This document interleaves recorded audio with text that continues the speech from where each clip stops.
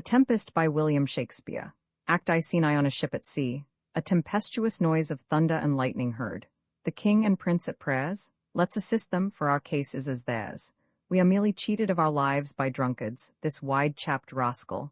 Would thou mightst lie drowning the washing of 10 tides, he'll be hanged yet, though every drop of water swear against it and gape at widest to glut him. A confused noise within, mercy on us? We split, farewell, my wife and children. Farewell, brother. We split, seen room into the island, before Prospero's cell. If by your art, my dearest father, you have put the wild waters in this raw, allay them. The sky, it seems, would paw down stinking pitch, but that the sea, mounting to the welkin's cheek, dashes the fire out. Oh, I have suffered with those that I saw suffer. A brave vessel, who had, no doubt, some noble creature in her, dashed all to pieces. Oh, the cry did knock against my very heart. Poor souls, they perished. Had I been any god of power, I would have sunk the sea within the earth, or ere it should the good ship so have swallowed and the frotting souls within her. Be collected? No more amazement. Tell your piteous heart there's no harm done. No harm. I have done nothing but in care of thee, my dear one, thee, my daughter, who art ignorant of what thou art, not knowing of whence I am, nor that I am more better than Prospero, master of a full poor cell, and thy no greater father. Martineau did never meddle with my thoughts. 'Tis time I should inform thee, father. Lend thy hand and pluck my magic garment from me. So lays down his mantle. Lie there, my art. Wipe thou thine eyes, have comfort. The direful spectacle of the wreck, which touched the very virtue of compassion in thee, I have with such provision in mine ought so safely aughted that there is no soul, no, not so much perdition as an hair betid to any creature in the vessel which thou heardst cry, which thou saw'st sink. Sit down, for thou must now know, father. You have often begun to tell me what I am, but stopped and left me to a bootless inquisition, concluding, stay, not yet. The hour's now come, the very minute bids thee ope thine ear, obey and be attentive. Canst thou remember a time before we came unto this cell? I do not think thou canst, for then thou wast not out 3 years old. By what? By any other house or person? Of anything the image tell me that hath kept with thy remembrance. 'Tis far off and rather like a dream than an assurance that my remembrance warrants. Had I not 4 or 5 women once that tended me? Thou hadst and more, Miranda. But how is it that this lives in thy mind? What seest thou else in the dark backward and abysm of time? If thou rememberest aught ere thou camest here, how thou camest here thou mayst. 12 years since, Miranda, 12 years since, thy father was the Duke of Milan and a prince of power. Thy mother was a piece of virtue, and she said thou wast my daughter, and thy father was Duke of Milan, and thou his only heir and princess no worse issued. Oh, the heavens! What foul play had we that we came from thence? Oh, blessed wast we did? Both, my girl, by foul play, as thou say'st, were we heaved thence, but blessedly holp hither. Oh, my heart bleeds to think of the teen that I have turned you to, which is from my remembrance. Please you, father. My brother and thy uncle, called Antonio, I pray thee, mock me, that a brother should be so perfidious. He whom next thyself of all the world I loved, and to him put the manage of my state, as at that time through all the signories, it was the first and Prospero the prime duke, being so reputed in dignity, and for the liberal arts without a parallel. Those being all my study, the government I cast upon my brother, and to my state grew stranger, being transported and wrapped in secret studies. Thy false uncle, dost thou attend me? Being once perfected how to grant suits, how to deny them, who to advance and who to trash for overtopping, new created the creatures that were mine, I say, or changed them, or else new formed them, having both the key of officer and office, set all hearts I the state to what tune pleased his ear, that now he was the ivy which had hid my princely trunk, and sucked my verdure out on't. Thou attend'st not. I pray thee, mock me. I, thus neglecting worldly ends, all dedicated to closeness and the bettering of my mind with that which, but by being so retired, opprised all popular rate, in my false brother awaked an evil nature. And my trust, like a good parent, did beget of him a falsehood in its contrary as great as my trust was, which had indeed no limit, a confidence sans bound. He being thus lauded, not only with what my revenue yielded, but what my power might else exact, like one who having into truth, by telling of it, made such a sinner of his memory, to credit his own lie, he did believe he was indeed the Duke. Out of the substitution, and executing the outward face of royalty, with all prerogative, hence his ambition growing, dost thou hear? To have no screen between this part he played and him he played it for, he needs will be absolute Milan. Me, poor man, my library was dukedom large enough. Of temporal royalties he thinks me now incapable. Confederates, so dry he was for sway. Why the King of Naples to give him annual tribute, do him homage, subject his coronet to his crown and bend the dukedom yet unbowed. Alas, poor Milan, to most ignoble stooping. Mock his condition and the event, then tell me if this might be a brother. I should sin to think but nobly of my grandmother. Good wombs have borne bad sons. Now the condition. The King of Naples, being an enemy to me inveterate, hearkens my brother's suit, which was that he, in lieu of the premises of homage, and I know not how much tribute, should presently extirpate me and mine out of the dukedom, and confer fair Milan with all the honours on my brother.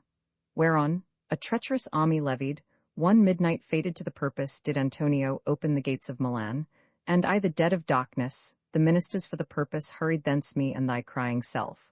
Alack, for pity? I, not remembering how I cried out then, will cry it o'er again. It is a hint that rings mine eyes taut. Hear a little further, and then I'll bring thee to the present business which now's upon's, without the which this story were most impertinent. Wherefore did they not that hour destroy us? Well demanded, wench, my tale provokes that question. Dear they durst not, so dear the love my people bore me, nor set a mock so bloody on the business, but with colours fairer painted their foul ends. In few they hurried us about a bark, bore us some leagues to sea, where they prepared a rotten carcass of a boat, not rigged, nor tackle, sail, nor mast. The very rats instinctively had quit it. There they hoist us, to cry to the sea that rod to us, to sigh to the winds whose pity, sighing back again, did us but loving wrong. Alack, what trouble was I then to you? Oh, a cherubin thou wast that did preserve me. Thou didst smile, infused with a fortitude from heaven, when I have decked the sea with drops full salt, under my burthen groaned, which raised in me an undergoing stomach, to bear up against what should ensue. By providence divine. Some food we had and some fresh water that a noble Neapolitan, Gonzalo, out of his charity, being then appointed master of this design, did give us, with rich garments, linens, stuffs, and necessaries, which since have steaded much. So, of his gentleness, knowing I loved my books, he furnished me from mine own library with volumes that I prize above my dukedom. Would I might but ever see that man. Now I arise, resumes his mantle. Sit still, and hear the last of our sea sorrow. Here in this island we arrived, and here have I, thy schoolmaster, made thee more profit than other princesses can that have more time for vainer hours and tutors not so careful. Heavens thank you fought. And now, I pray you, sir, for still 'tis beating in my mind, your reason for raising this sea storm? No, thus far forth. By accident most strange, bountiful fortune, now my dear lady, hath mine enemies brought to this shaw, and by my prescience I find my zenith doth depend upon a most auspicious star, whose influence if now I caught not but omit, my fortunes will ever after droop. Here cease more questions, thou art inclined to sleep. 'Tis a good dullness, and give it way. I know thou canst not choose. Miranda sleeps. Come away, servant, come, I am ready now. Approach, my Ariel, come. All hail, great master. Grave sir, hail. I come to answer thy best pleasure. Bet to fly, to swim, to dive into the fire, to ride on the curled clouds, to thy strong bidding task Ariel and all his quality. Haste thou, spirit, perform to point the tempest that I bade thee, to every article. I boarded the king's ship, now on the beak, now in the waist, the deck, in every cabin, I flamed amazement. Sometime I'll divide and burn in many places, on the topmast, the yards and bowsprit, would I flame distinctly, then meet and join. Jove's lightnings, the precursors o' the dreadful thunderclaps, more momentary and sight outrunning were not. The fire and cracks of sulphurous roaring the most mighty Neptune seem to besiege and make his bold waves tremble, yea, his dread trident shake.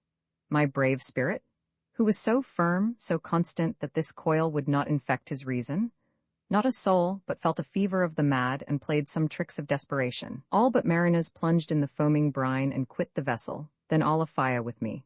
The king's son, Ferdinand, with hair upstaring, then like reeds, not hair, was the first man that leaped, cried, Hell is empty and all the devils are here. Why, that's my spirit. But was not this nigh Shaw? Not a hair perished, on their sustaining garments not a blemish, but fresher than before, and as thou badest me, in troops I have dispersed them bout the isle. The king's son have I landed by himself, whom I left cooling of the air with sighs in an odd angle of the isle and sitting, his arms in this sad knot. Of the king's ship the mariners say how thou hast disposed, and all the rest o' the fleet. Safely in harbour is the king's ship, in the deep nook, where once thou calledst me up at midnight to fetch dew from the still-vexed Bermuths. There she's hid, the mariners all under hatches stowed, who, with a charm joined to their suffered labor, I have left asleep, and for the rest o' the fleet which I dispersed, they all have met again and are upon the Mediterranean float, bound sadly home for Naples, supposing that they saw the king's ship wrecked and his great person perish. Ariel, thy charge exactly is performed, but there's more work. What is the time o' the day? At least 2 glasses, the time 'twixt 6 and now must by us both be spent most preciously. Is there more toil? Since thou dost give me pains, let me remember thee what thou hast promised, which is not yet performed me. How now, Moody? What is't thou canst demand? I prithee, remember I have done thee worthy service, told thee no lies, made thee no mistakings, served without all grudge or grumblings. Thou didst promise to bate me a full year. Dost thou forget from what a torment I did free thee? Thou dost, and think'st it much to tread the ooze of the salt deep, to run upon the sharp wind of the north, to do me business in the veins o' the earth when it is baked with frost. Thou least malignant thing. Hast thou forgot the fowl which Sycorax, who with age and envy was grown into a hoop? Hast thou forgot her? Oh, was she so? I must once in a month recount what thou hast been, which thou forget'st. This damned witch Sycorax, for mischiefs manifold and sorceries terrible to enter human hearing, from Agia, thou know'st, was banished. For one thing she did they would not take her life. Is not this true? This blue-eyed hag was hither brought with child and here was left by the sailors. Thou, my slave, as thou repot'st thyself, wast then her servant.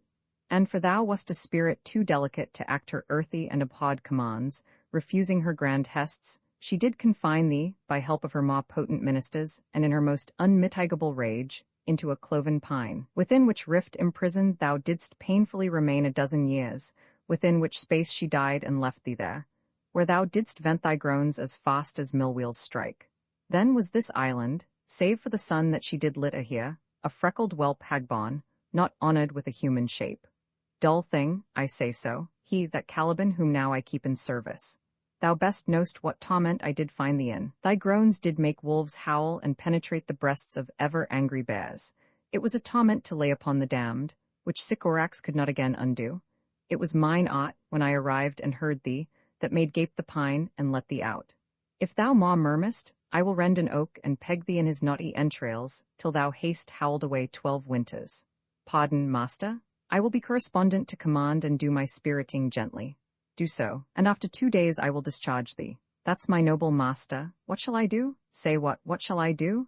Go make thyself like a nymph o' the sea, be subject to no sight but thine and mine, invisible to every eyeball else. Go take this shape and hither come in, go, hence with diligence, exit Ariel. Awake, dear heart, awake, thou hast slept well, awake, the strangeness of your story put heaviness in me, shake it off. Come on, we'll visit Caliban my slave, who never yields us kind answer. 'Tis a villain, sir, I do not love to look on. But as 'tis we cannot miss him. He does make our fire, fetch in our wood, and serves in offices that profit us. What ho, slave, Caliban, thou earth thou, speak. Come forth, I say, there's other business for thee. Come, thou tortoise, when, fine apparition, my quaint Ariel, hawk in thine ear. Thou poisonous slave, got by the devil himself upon thy wicked dam, come forth. As wicked dew as ere my mother brushed with raven's feather from unwholesome fen drop on you both. A southwest blow on ye and blister you all awe. For this, be sure, tonight thou shalt have cramps, side stitches that shall pen thy breath up. Urchins shall, for that vast of night that they may work, all exercise on thee. Thou shalt be pinched as thick as honeycomb, each pinch more stinging than bees that made 'em. I must eat my dinner. This island's mine, by Sycorax my mother, which thou takest from me. When thou camest first, thou strokest me and madest much of me, wouldst give me water with berries in't, and teach me how to name the bigger light, and how the less that burn by day and night. And then I loved thee and showed thee all the qualities o' the isle, the fresh springs, brine pits, barren place, and fertile. Cursed be I that did so. All the charms of Sycorax, toads, beetles, bats, light on you? For I am all the subjects that you have, which first was mine own king, and here you sty me in this hard rock, whiles you do keep from me the rest o' the island. Thou most lying slave, whom stripes may move, not kindness? I have used thee, filth as thou art, with human care, and lodged thee in mine own cell, till thou didst seek to violate the honor of my child. Oh ho, what had been done? Thou didst prevent me, I had peopled else this isle with Calibans. Abhorred slave, which any print of goodness wilt not take, being capable of all ill. I pitied thee, took pains to make thee speak, taught thee each hour one thing or other. When thou didst not, savage, know thine own meaning, but wouldst gabble like a thing most brutish, I endowed thy purposes with words that made them known. But thy vile race, though thou didst learn, had that int which good natures could not abide to be with. Therefore wast thou deservedly confined into this rock, who hadst deserved more than a prison. You taught me language, and my profit on't is, I know how to curse. The red plague rid you for learning me your language. Hagseed, hence, fetch us in fuel, and be quick, thou at best, to answer other business. Shrugg'st thou malice? If thou neglect'st or dost unwillingly what I command, I'll rack thee with old cramps, fill all thy bones with aches, make thee raw that beasts shall tremble at thy din. No, pray thee. Aside. I must obey. His art is of such power, it would control my dam's god, Setebos, and make a vassal of him. Come unto these yellow sands, and then take hands, cotsied when you have, and kissed the wild waves whist, foot it featly here and there, and sweet sprites the burthen bear. Burthen dispersedly. Hawk, hawk, bow wow. The watchdog's bark, bow wow. Hawk, hawk, I hear the strain of strutting chanticleer cry, cock-a-diddle-dow. Where should this music be, I the air or the earth? It sounds no more, and sure it waits upon some god o' the island. Sitting on a bank, weeping again the king my father's wreck, this music crept by me upon the waters, allaying both their fury and my passion with its sweet air. Thence I have followed it, or it hath drawn me rather. But 'tis gone. No, it begins again. Full fathom 5 thy father lies, of his bones a coral made. Those are pearls that were his eyes. Nothing of him that doth fade, but doth suffer a sea change into something rich and strange. Sea nymphs hourly ring his knell, burthen, ding-dong. The ditty does remember my drowned father. This is no mortal business, nor no sound that the earth owes. I hear it now above me. The fringed curtains of thine eye advance and say what thou seest yond. What is't? A spirit? Laud, how it looks about. Believe me, sir, it carries a brave form, but 'tis a spirit. No, wench, it eats and sleeps and hath such senses as we have, such. This gallant which thou seest was in the wreck, and but he's something stained with grief that's beauty's canker, thou mightst call him a goodly person. He hath lost his fellows and strays about to find him. I might call him a thing divine, for nothing natural I ever saw so noble. Aside, it goes on, I see, as my soul prompts it. Spirit, fine spirit, I'll free thee within 2 days for this. Most sure, the goddess on whom these airs attend. Vouchsafe my prayer may know if you remain upon this island, and that you will some good instruction give how I may bear me here. My prime request, which I do last pronounce, is, oh you wonder, if you be maid or no? No wonder, sir, but certainly a maid. My language, heavens, I am the best of them that speak this speech, were I but where 'tis spoken. How, the best? What wert thou if the king of Naples heard thee? A single thing, as I am now, that wonders to hear thee speak of Naples. He does hear me, and that he does I weep. Myself am Naples, who with mine eyes, never since at ebb, beheld the king my father wrecked. Yes, faith, and all his lauds, the Duke of Milan and his brave son being twain. Aside. The Duke of Milan and his more brave a daughter could control thee, if now twere fit to dot. At the first sight they have changed eyes. Delicate Ariel, I'll set thee free for this. To Ferdinand, a word. Good sir, I fear you have done yourself some wrong. A word. Why speaks my father so ungently? This is the 3rd man that e'er I saw, the first that e'er I sighed for. Pity move my father to be inclined my way.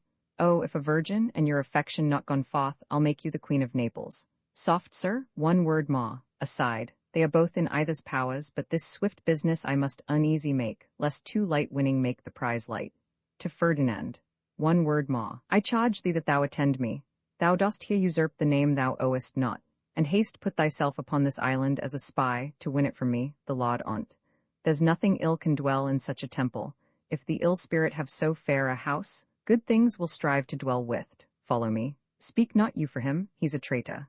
Come, I'll manacle thy neck and feet together. Sea water shalt thou drink, thy food shall be the fresh brook mussels, withered roots and husks wherein the acorn cradled. Follow. No, I will resist such entertainment till mine enemy has more power, draws, and is charmed from moving. O dear father, make not too rash a trial of him, for he's gentle and not fearful. What, I say, my foot my tutor? Put thy sword up, traitor, who makest a show but darest not strike, thy conscience is so possessed with guilt. Come from thy wad, for I can here disarm thee with this stick and make thy weapon drop. Sir, have pity, I'll be his surety. Silence, 1 word more shall make me chide thee, if not hate thee. What, an advocate for an impostor? Hush, thou think'st there is no more such shapes as he, having seen but him and Caliban. Foolish wench, to the most of men this is a Caliban and they to him are angels. My affections are then most humble. I have no ambition to see a goodlier man. Come on, obey, Thy nerves are in their infancy again and have no vigor in them. So they are, my spirits, as in a dream, are all bound up. My father's loss, the weakness which I feel, the wreck of all my friends, nor this man's threats, to whom I am subdued, are but light to me. Might I but through my prison once a day behold this maid. All corners also the earth let liberty make use of, space enough have I in such a prison. Aside, it works. To Ferdinand. Come on, thou hast done well, fine Ariel. To Ferdinand, follow me. To Ariel. Hark what thou else shalt do me. Be of comfort, my father's of a better nature, sir, than he appears by speech. This is unwanted which now came from him. Thou shalt be free as mountain winds, but then exactly do all points of my command. Imprint this ebook is the product of many hours of hard work by volunteers for standard ebooks, and builds on the hard work of other literature lovers made possible by the public domain. This particular ebook is based on a transcription from the Massachusetts Institute of Technology and on digital scans from the Hathai Trust Digital Library. The source text and artwork in this ebook are believed to be in the United States public domain. That is, they are believed to be free of copyright restrictions in the United States. They may still be copyrighted in other countries, so users located outside of the United States must check their local laws before using this ebook.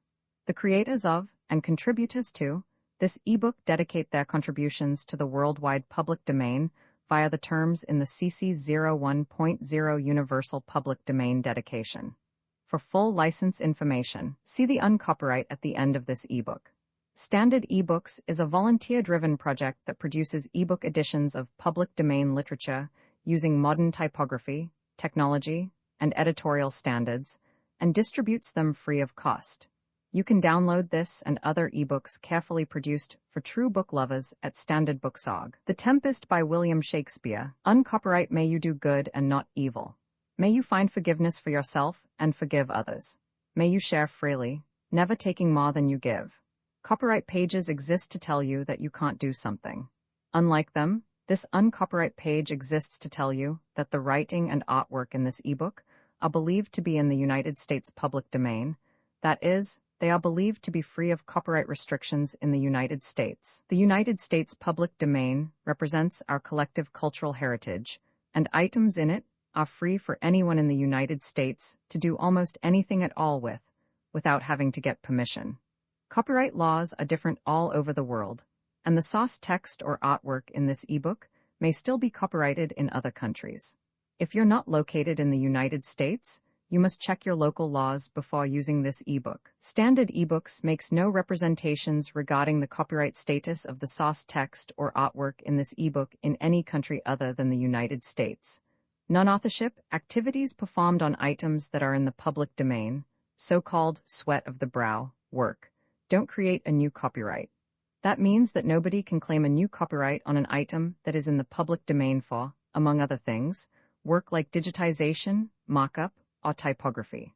Regardless, the contributors to this ebook release their contributions under the terms in the CC 01.0 Universal Public Domain Dedication, thus dedicating to the worldwide public domain all of the work they've done on this ebook, including but not limited to metadata, the title page, imprint, colophon, this uncopyright, and any changes or enhancements to, or mock-up on, the original text and artwork. This dedication doesn't change the copyright status of the source text or artwork.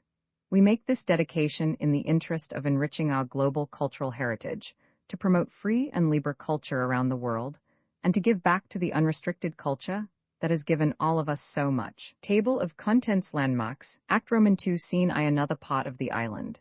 Beseech you, sir, be merry. You have cause, so have we all of joy, for our escape is much beyond our loss. Our hint of woe is common. Every day some sailor's wife, the masters of some merchant and the merchant have just our theme of woe.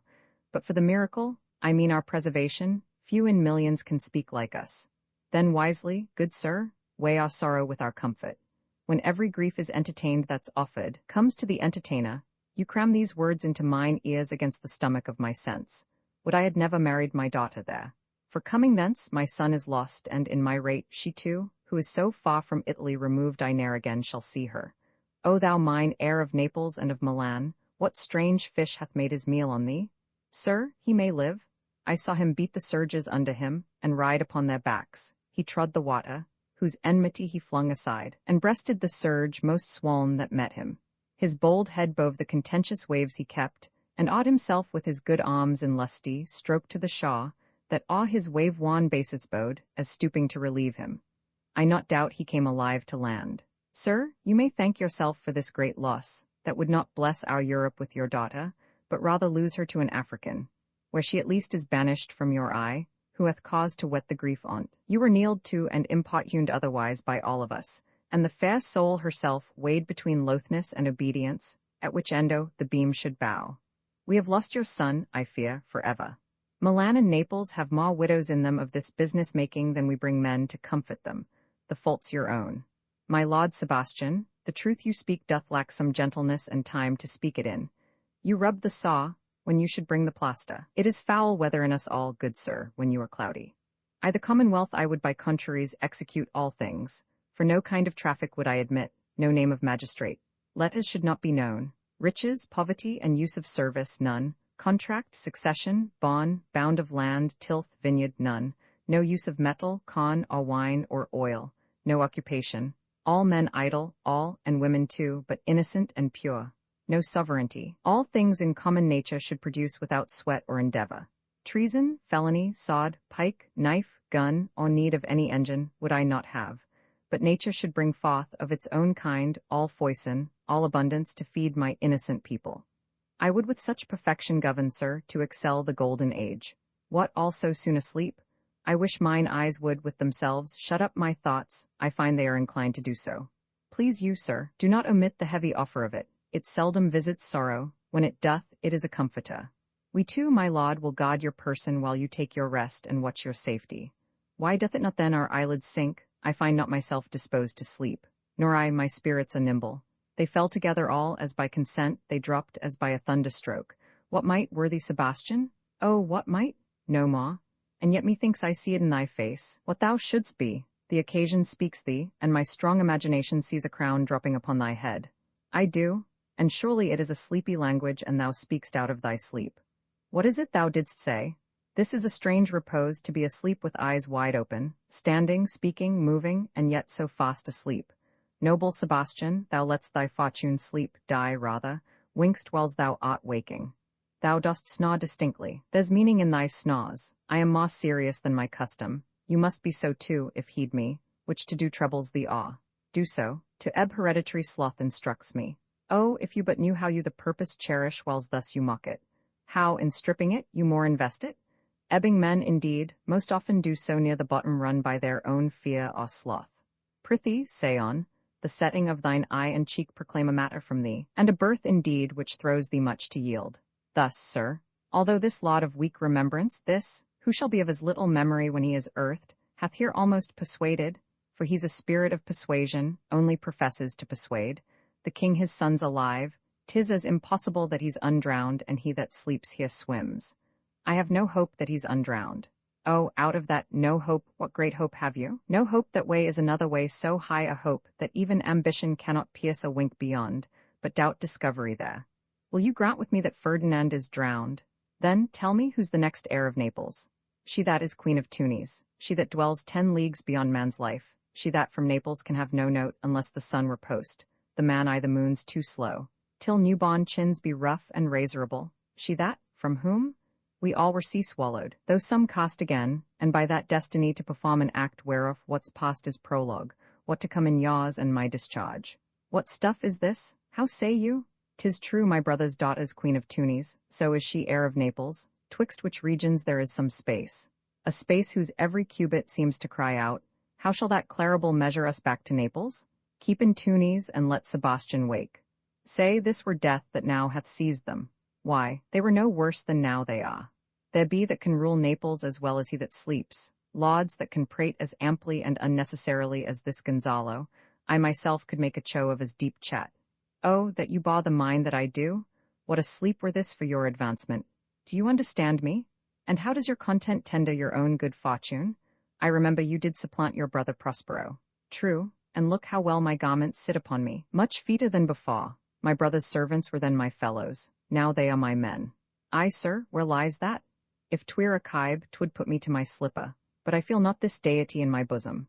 20 consciences that stand twixt me and Milan, candied be they and melt ere they molest. Here lies your brother, no better than the earth he lies upon, if he were that which now he's like, that's dead, whom I with this obedient steel, 3 inches of it, can lay to bed for ever, whiles you, doing thus, to the perpetual wink for I might put this ancient morsel, this Sir Prudence, who should not upbraid our costs. For all the rest, they'll take suggestion as a cat laps milk, they'll tell the clock to any business that we say befits the hour.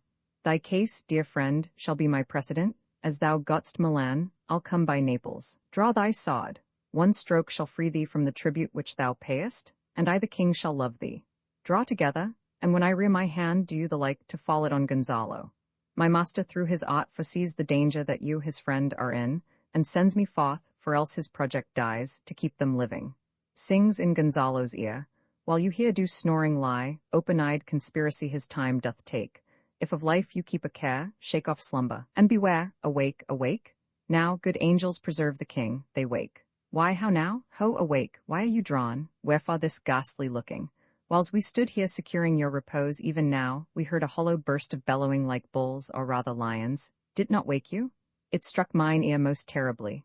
Oh, 'twas a din to fright a monster's ear to make an earthquake. Sure, it was the roar of a whole herd of lions. Upon mine honor, sir, I heard a humming, and that a strange one too, which did awake me. I shaked you, sir, and cried. As mine eyes opened, I saw their weapons drawn. There was a noise, that's verily. 'Tis best we stand upon our guard, or that we quit this place. Let's draw our weapons, lead off this ground, and let's make further search for my poor son. Heavens keep him from these beasts, for he is, sure, I the island. Prospero my lord shall know what I have done, so, king, go safely on to seek thy son. Exeunt, seen room into another part of the island. All the infections that the sun sucks up from bogs, fens, flats on Prosper fall, and make him by inchmeal a disease. His spirits hear me, and yet I needs must curse. But they'll naw pinch, fright me with urchin shows, pitch me I the mire, naw lead me, like a firebrand, in the dock out of my way, unless he bid him. But for every trifle are they set upon me, sometime like apes that mow and chatter at me and after bite me, then like hedgehogs which lie tumbling in my barefoot way and mount their pricks at my footfall. Sometime am I all wound with adders, who with cloven tongues do hiss me into madness. Lo, now, lo, here comes a spirit of his, and to torment me for bringing wood in slowly. I'll fall flat. Perchance he will not mind me. I shall no more to see. Here shall I die a shaw. This is a very scurvy tune to sing at a man's funeral. Well, here's my comfort. Drinks, sings. The master, the swabber, the boatswain and I, the gunner and his mate loved Mal, Meg and Marion and Marjorie, but none of us cared for Kate, for she had a tongue with a tang, would cry to a sailor, go hang. She loved not the savour of tar nor of pitch, yet a tailor might scratch her where she did itch. Then to sea, boys, and let her go hang? Aside, these be fine things, and if they be not sprites. That's a brave god and bears celestial liquor. I will kneel to him. I have seen thee in her, and I do adore thee. My mistress showed me thee and thy dog and thy bush. I'll show thee every fertile inch o' th island, and I will kiss thy foot, I prithee, be my god. I'll show thee the best springs, I'll pluck thee berries, I'll fish for thee and get thee wood enough. A plague upon the tyrant that I serve, I'll bear him no more sticks, but follow thee, thou wondrous man. I prithee, let me bring thee where crabs grow, and I with my long nails will dig thee pignuts. Show thee a jay's nest and instruct thee how to snare the nimble marmoset. I'll bring thee to clustering filberts, and sometimes I'll get thee young scammels from the rock. Wilt thou go with me? No more dams I'll make for fish, naw fetch and firing at requiring, naw scrape trencher, naw wash dish, ban, Cackalibin has a new master. Get a new man. Act Roman 3 scene I before Prospero's cell. There be some spots are painful, and their labor delight in them sets off. Some kinds of baseness are nobly undergone, and most poor matters point to rich ends. This my mean task would be as heavy to me as odious, but the mistress which I serve quickens what's dead, and makes my labors pleasures. Oh, she is 10 times more gentle than her father's crabbed, and he's composed of harshness. I must remove some thousands of these logs and pile them up upon a sore injunction. My sweet mistress weeps when she sees me work, and says, such baseness had never like executor. I forget, but these sweet thoughts do even refresh my labors, most busy lest when I do it. Alas, now, pray you, work not so hard. I would the lightning had burnt up those logs that you are enjoined to pile. Pray, set it down and rest you. When this burns, 'twill weep for having wearied you. My father is hot at study. Pray now, rest yourself, he's safe for these 3 hours. O most dear mistress, the sun will set before I shall discharge what I must strive to do. If you'll sit down, I'll bear your logs the while. Pray give me that, I'll carry it to the pile. No, precious creature, I had rather crack my sinews, break my back, than you should such dishonor undergo, while I sit lazy by. It would become me as well as it does you, and I should do it with much more ease, for my good will is to it, and yours it is against. Poor worm, thou art infected? This visitation shows it. No, noble mistress, 'tis fresh morning with me when you are by at night. I do beseech you, chiefly that I might set it in my prayers. What is your name? Miranda. Oh, my father, I have broke your hest to say so. Admired Miranda? Indeed the top of admiration, worth what's dearest to the world. Full many a lady I have eyed with best regard, and many a time the harmony of their tongues hath into bondage brought my too diligent ear. For several virtues have I liked several women, never any with so fun soul, but some defect in her did quarrel with the noblest grace she owed and put it to the foil. But you, oh you, so perfect and so peerless, are created of every creature's best.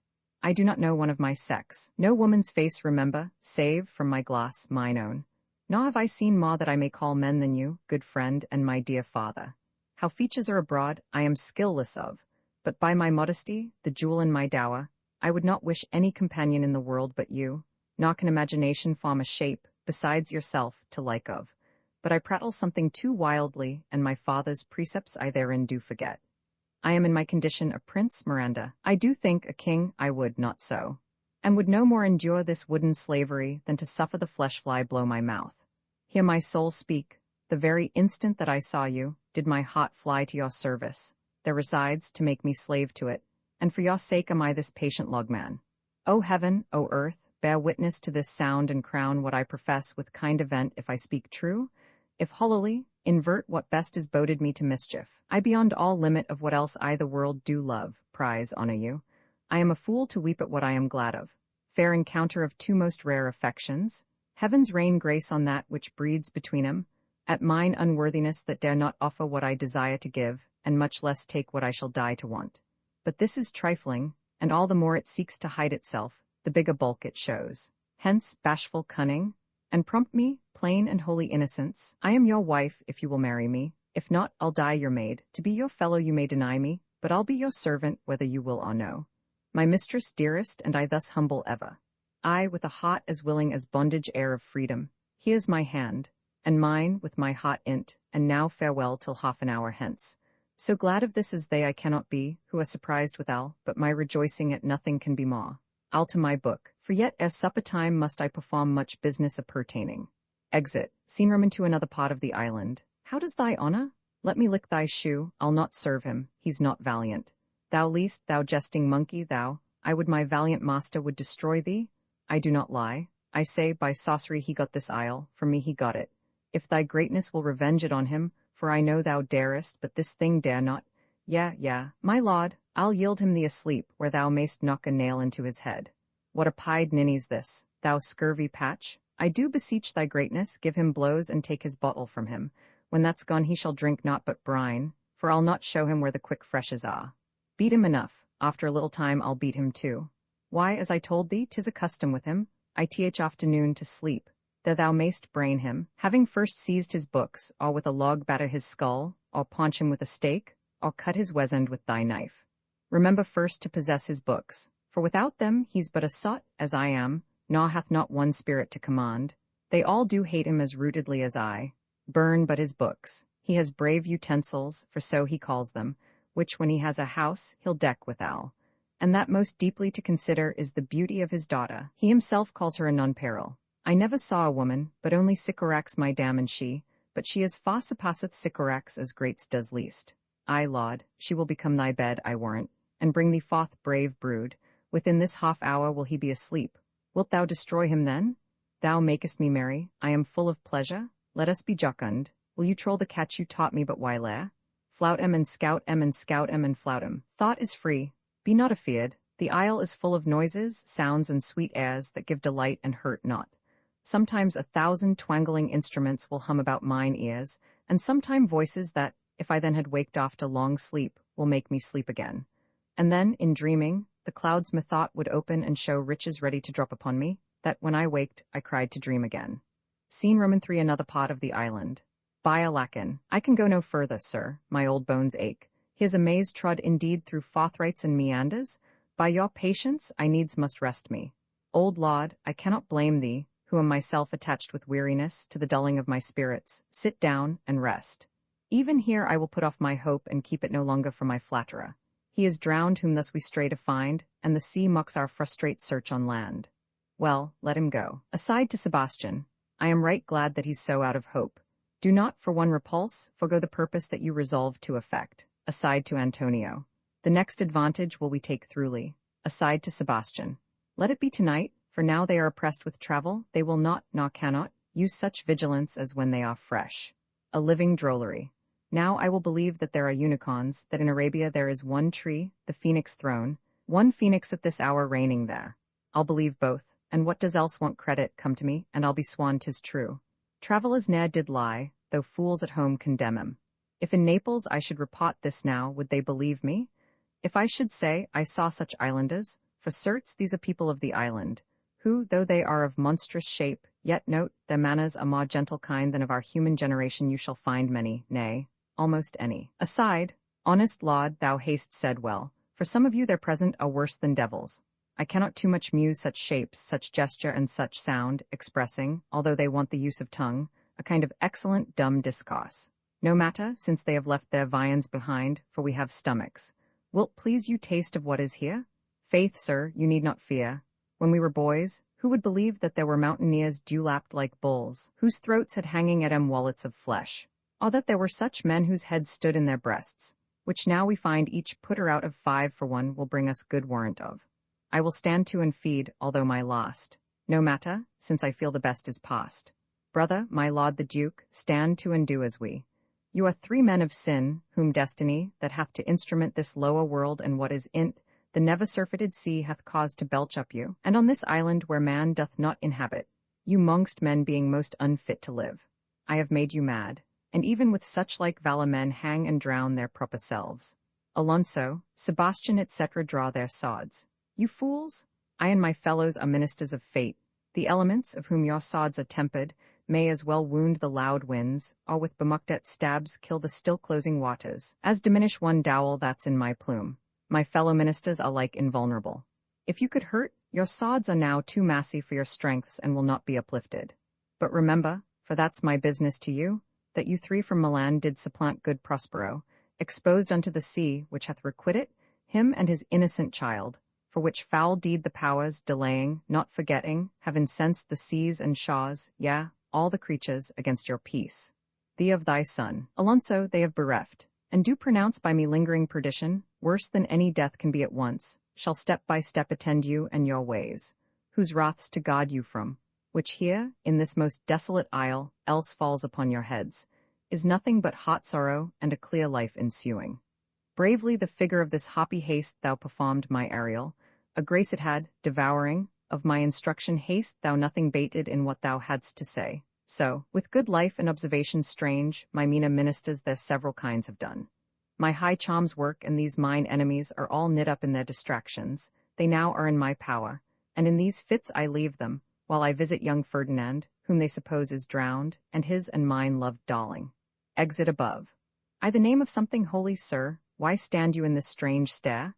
Oh, it is monstrous, monstrous. Methought the billows spoke and told me of it. The winds did sing it to me, and the thunder, that deep and dreadful organ pipe, pronounced the name of Prosper. It did base my trespass. Therefore my son I the ooze is bedded, and I'll seek him deeper than air plummet sounded, and with him there lie mudded. Exit.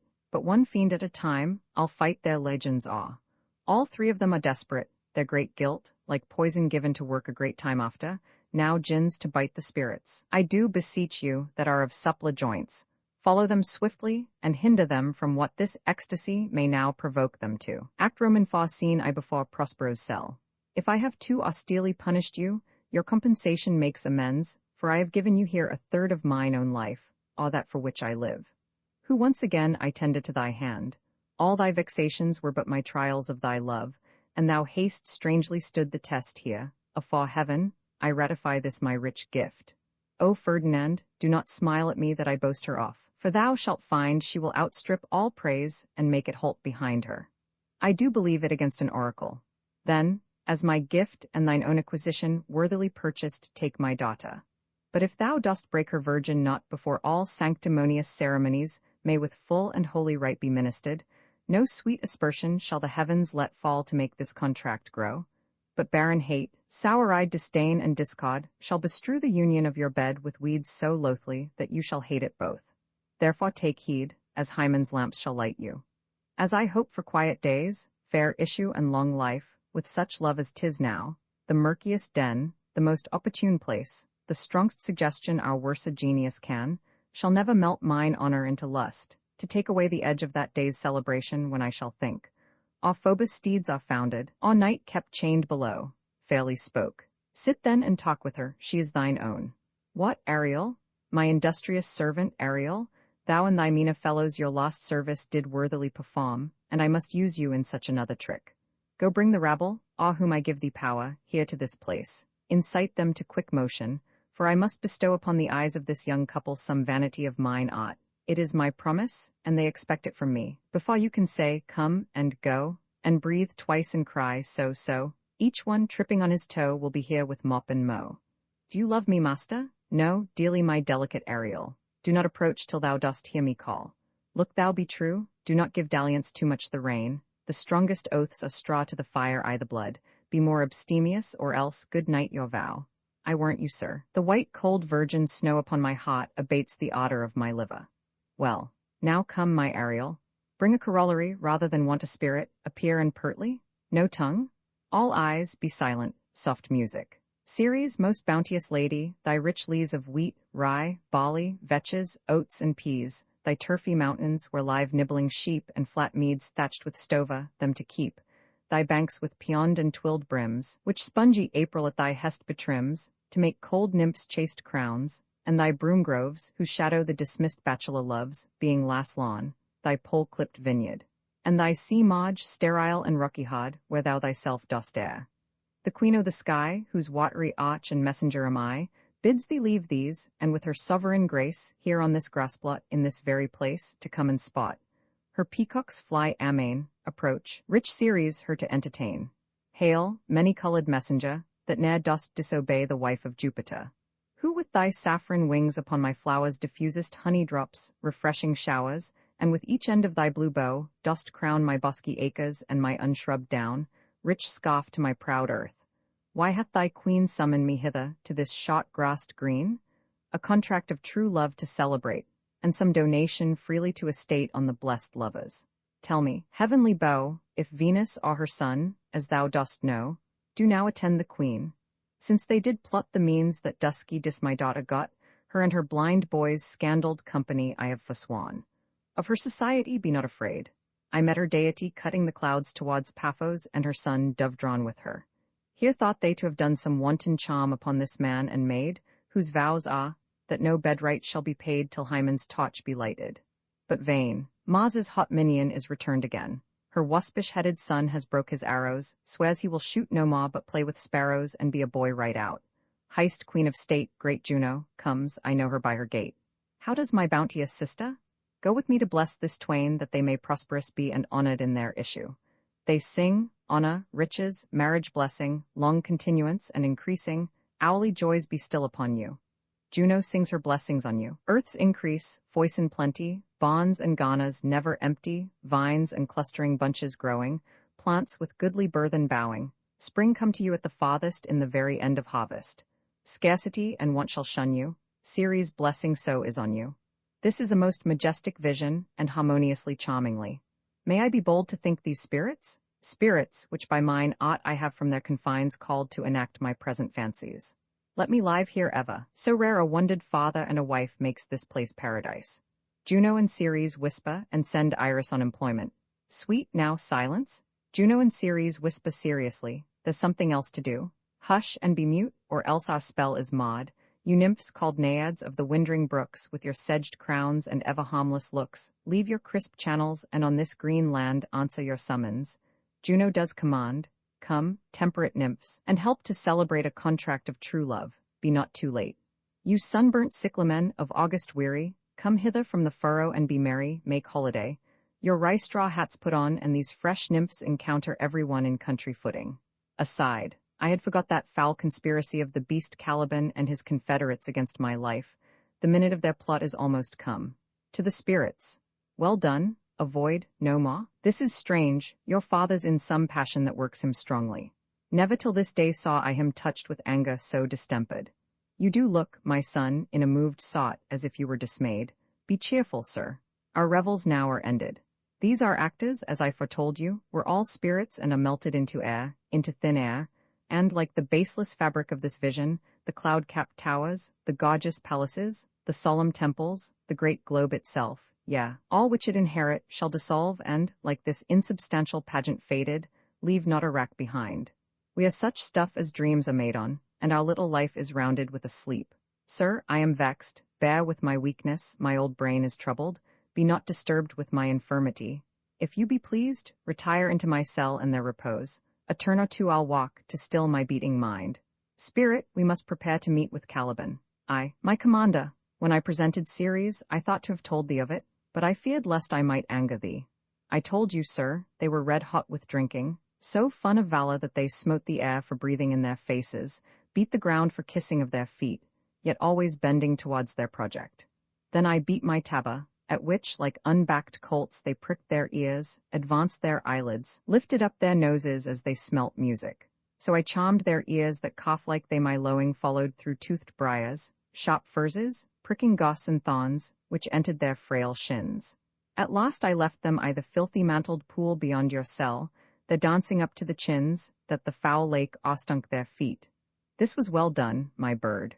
Thy shape invisible retain thou still, the trumpery in my house, go bring it hither, for stale to catch these thieves. A devil, a bond devil, on whose nurture can never stick, on whom my pains, humanely taken, all lost, quite lost, and as with age his body uglier grows, so his mind cankers. I will plague them all, even to roaring. Pray you, tread softly, that the blind mole may not hear a footfall. We now are near his cell. Good my lord, give me thy favour still. Be patient, for the prize I'll bring thee to shall hoodwink this mischance, therefore speak softly. All's hushed as midnight yet. Prithee, my king, be quiet. Seest thou here, this is the mouth o' the cell. No noise, and enter. Do that good mischief which may make this island thine own for ever, and I thy Caliban, for I thy footlicker. The dropsy drown this fool? What do you mean to dote thus on such luggage? Let's alone and do the murder first. If he awake, from toe to crown he'll fill our skins with pinches, make us strange stuff. I will have none on't, we shall lose our time, and all be turned to barnacles, or to apes with foreheads villainous low. Fury, there, tyrant there. Hawk, Caliban, Stephano, and Tranquillo are driven out. Go charge my goblins that they grind their joints with dry convulsions, shotten up their sinews with aged cramps, and more pinch-spotted make them than Pod or Cato mountain. Let them be hunted soundly. At this hour lie at my mercy all mine enemies, shortly shall all my labours end, and thou shalt have the air at freedom. For a little follow, and do me service. Exeunt, Act V scene I before Prospero's cell.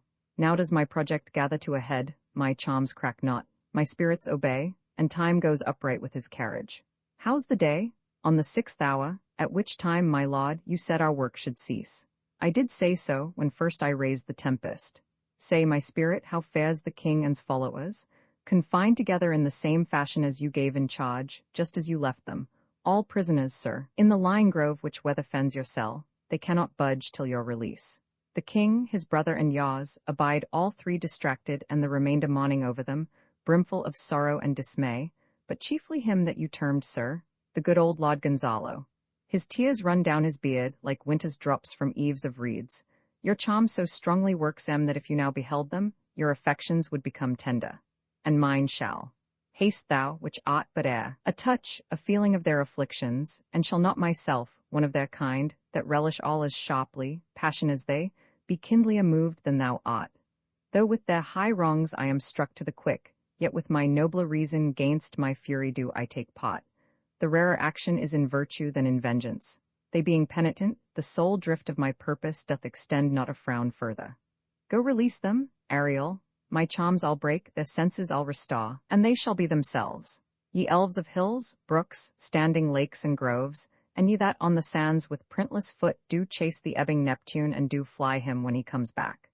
You demi-puppets that by moonshine do the green sour ringlets make, whereof the you not bites, and you whose pastime is to make midnight mushrooms, that rejoice to hear the solemn curfew.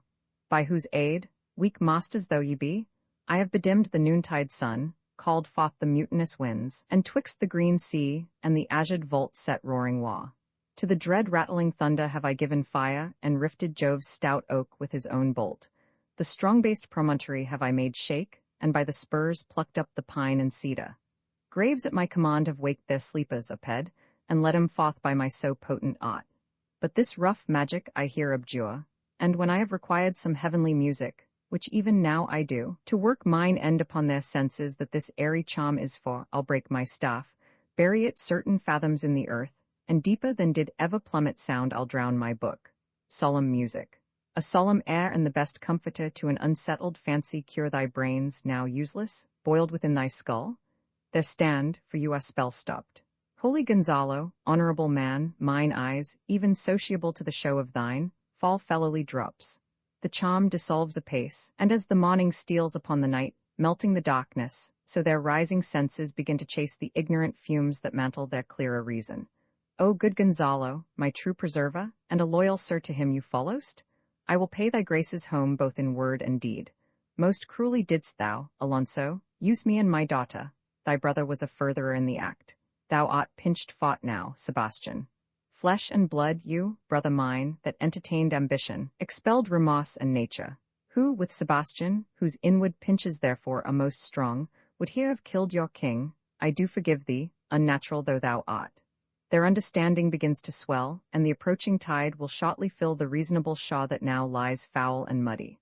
Not one of them that yet looks on me, all would know me. Ariel, fetch me the hat and rapier in my cell. I will discase me, and myself present as I was sometime Milan. Quickly, spirit, thou shalt ere long be free. Where the bee sucks, there suck I, in a cowslip's bell I lie, there I couch when owls do cry. On the bat's back I do fly off to summer merrily. Merrily, merrily shall I live now under the blossom that hangs on the bough. Why, that's my dainty Ariel. I shall miss thee, but yet thou shalt have freedom, so. To the king's ship, invisible as thou art, there shalt thou find the mariners asleep under the hatches, the master and the boatswain being awake. Enforce them to this place, and presently, I prithee, I drink the air before me, and return or ere your pulse twice beat. Exit. All torment, trouble, wonder, and amazement inhabits here. Some heavenly power guide us out of this fearful country. Behold, Sir King, the wronged Duke of Milan, Prospero, for more assurance that a living prince does now speak to thee, I embrace thy body, and to thee and thy company I bid a hearty welcome. Whether thou best he or no, or some enchanted trifle to abuse me, as late I have been, I not know. Thy pulse beats as of flesh and blood, and since I saw thee, the affliction of my mind amends, with which, I fear, a madness held me. This must crave, and if this be at all, a most strange story. Thy dukedom I resign, and do entreat thou pardon me my wrongs. But how should Prospero be living and be here? First, noble friend, let me embrace thine age, whose honor cannot be measured or confined. Whether this be or be not, I'll not swear. You do yet taste some subtleties o' the isle that will not let you believe things certain. Welcome, my friends all, aside to Sebastian and Antonio. But you, my brace of lauds, were I so minded, I here could pluck his highness frown upon you and justify you traitors. At this time I will tell no tales. No, for you, most wicked sir, whom to call brother would even infect my mouth, I do forgive thy rankest fault, all of them, and require my dukedom of thee, which perforce, I know, thou must restore. If thou best Prospero, give us particulars of thy preservation, how thou hast met us here, who 3 hours since were wrecked upon this shaw, where I have lost, how sharp the point of this remembrance is. My dear son Ferdinand, irreparable is the loss, and patience says it is past her cure. I rather think you have not sought her help, of whose soft grace for the like loss I have her sovereign aid and rest myself content. As great to me as late, and supportable to make the dear loss, have I means much weaker than you may call to comfort you, for I have lost my daughter. A daughter? O heavens, that they were living both in Naples, the king and queen there, that they were, I wish myself were mudded in that oozy bed where my son lies. When did you lose your daughter? In this last tempest, I perceive, these lords at this encounter do so much admire, that they devour their reason and scarce think their eyes do offices of truth, their words are natural breath. But howsoever you have been justled from your senses, know for certain that I am Prospero, and that very duke which was thrust forth of Milan, who most strangely upon this shaw, where you were wrecked, was landed, to be the laud on't. No more yet of this, for 'tis a chronicle of day by day, not a relation for a breakfast nor befitting this first meeting. Welcome, sir, this sells my cot. Here have I few attendants and subjects none abroad. Pray you, look in. My dukedom, since you have given me again, I will requite you with as good a thing, at least bring forth a wonder, to content ye as much as me my dukedom. No, my dearest love, I would not for the world. Yes, for a score of kingdoms you should wrangle, and I would call it fair play. If this prove a vision of the island, one dear son shall I twice lose. Though the seas threaten, they are merciful, I have cursed them without cause. Kneels. Now all the blessings of a glad father compass thee about. Arise and say how thou camest here. O wonder, how many goodly creatures are there here, how beauteous mankind is. O brave new world that has such people in't. What is this maid with whom thou wast at play? Your eldest acquaintance cannot be 3 hours. Is she the goddess that hath severed us and brought us thus together? Sir, she is mortal, but by immortal providence she's mine. I chose her when I could not ask my father for his advice, nor thought I had one. She is daughter to this famous Duke of Milan, of whom so often I have heard renown, but never saw before, of whom I have received a second life, and second father this lady makes him to me. I am hers, but oh, how oddly will it sound that I must ask my child forgiveness? There, sir, stop. Let us not burthen our remembrance with a heaviness that's gone. I have inly wept, or should have spoke ere this. Look down, you gods, and on this couple drop a blessed crown, for it is you that have chalked forth the way which brought us hither. Was Milan thrust from Milan, that his issue should become kings of Naples? Oh, rejoice beyond a common joy, and set it down with gold on lasting pillars. In one voyage did Claribel her husband find at Tunis, and Ferdinand her brother found a wife where he himself was lost. Prospero his dukedom in a poor isle, and all of us ourselves when no man was his own. To Ferdinand and Miranda, give me your hands, let grief and sorrow still embrace his heart that doth not wish you joy. Oh, look, sir, look, sir. Here is more of us, I prophesied, if a gallows were on land. This fellow could not drown. Now, blasphemy, that swear'st grace awbawd, not an oath on Shaw. Hast thou no mouth by land? What is the news? The best news is that we have safely found our king and company, the next our ship, which but 3 glasses since we gave out split, is tight and yare and bravely rigged as when we first put out to sea. Aside to Prospero. Sir, all this service have I done since I went. These are not natural events, they strengthen from strange to stranger. Say, how came you hither? If I did think, sir, I were well awake, I'ld strive to tell you. We were dead of sleep, and how we know not all clapped under hatches, where but even now with strange and several noises of roaring, shrieking, howling, jingling chains, and mo diversity of sounds, all horrible, we were awaked, straightway at liberty, where we, in all her trim, freshly beheld our royal, good and gallant ship, our master capering to eye her. On a trice, so please you, even in a dream, were we divided from them and were brought moping hither. This is as strange a maze as e'er men trod, and there is in this business more than nature was ever conduct of. Some oracle must rectify our knowledge. Sir, my liege, do not infest your mind with beating on the strangeness of this business.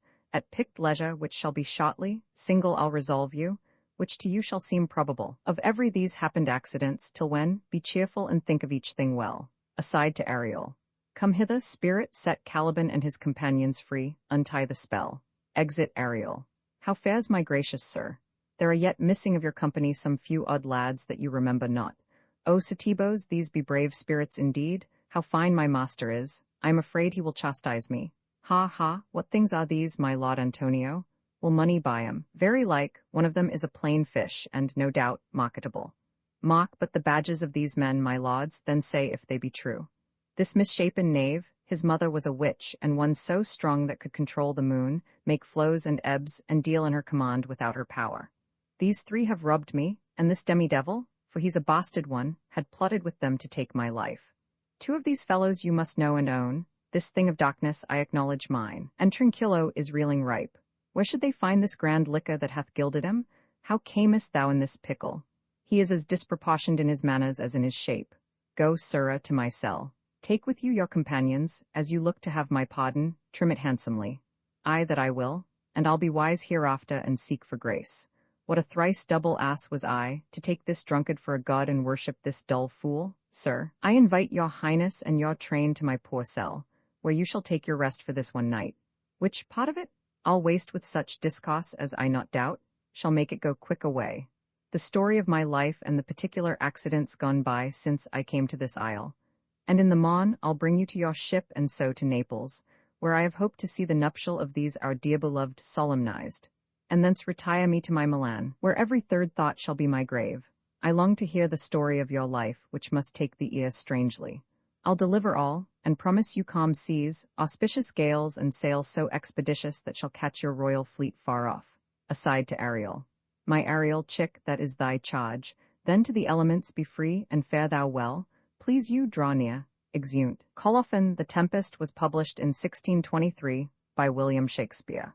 This ebook was produced for Standard eBooks by Matic Lickar, and is based on a transcription produced in 1993 by Jeremy Hilton for the Massachusetts Institute of Technology, and on digital scans from the Hathai Trust Digital Library. The cover page is adapted from a scene from Shakespeare's The Tempest, a painting completed in 1787 by Francis Wheatley. The cover and title pages feature the League Spartan and Sots Mill Gaudy typefaces created in 2014 and 2009 by the League of Movable Type. This edition was released on June 26, 2025, 6:39 p.m., and is based on revision 8,960,225. The first edition of this ebook was released on September 18, 2020, 6:29 p.m. You can check for updates to this ebook, view its revision history, or download it for different e-reading systems at standardbooksog/ebooks/William Shakespeare/The Tempest. The volunteer-driven Standard eBooks project relies on readers like you to submit typos, corrections, and other improvements. Anyone can contribute at Standard Booksog. Dramatis Personae Alonso, King of Naples Sebastian, his brother Prospero, the right Duke of Milan Antonio, his brother, the usurping Duke of Milan Ferdinand, son to the King of Naples Gonzalo, an honest old councillor Adrian, Lord Francisco, Lord Caliban, a savage and deformed slave Tranquillo, a jester Stefano, a drunken butler master of a ship boatswain Mariners Miranda, daughter to Prospero Ariel, an airy spirit Iris, presented by Spirits Ceres, presented by Spirits Juno, presented by Spirits Nymphs, presented by Spirits Reapers, presented by Spirits other spirits attending on Prospero scene, a ship at sea, an island. Epilogue. Now my charms are all o'erthrown, and what strength I have's mine own, which is most faint. Now, 'tis true, I must be here confined by you, or sent to Naples. Let me not, since I have my dukedom gotten pardon the deceiver, dwell in this bare island by your spell, but release me from my bands with the help of your good hands. Gentle breath of yours my sails must fill, or else my project fails, which was to please. Now I want spirits to enforce, art to enchant, and my ending is despair, unless I be relieved by prayer, which pierces so that it assaults mercy itself and frees all faults. As you from crimes would pardoned be, let your indulgence set me free. The Tempest.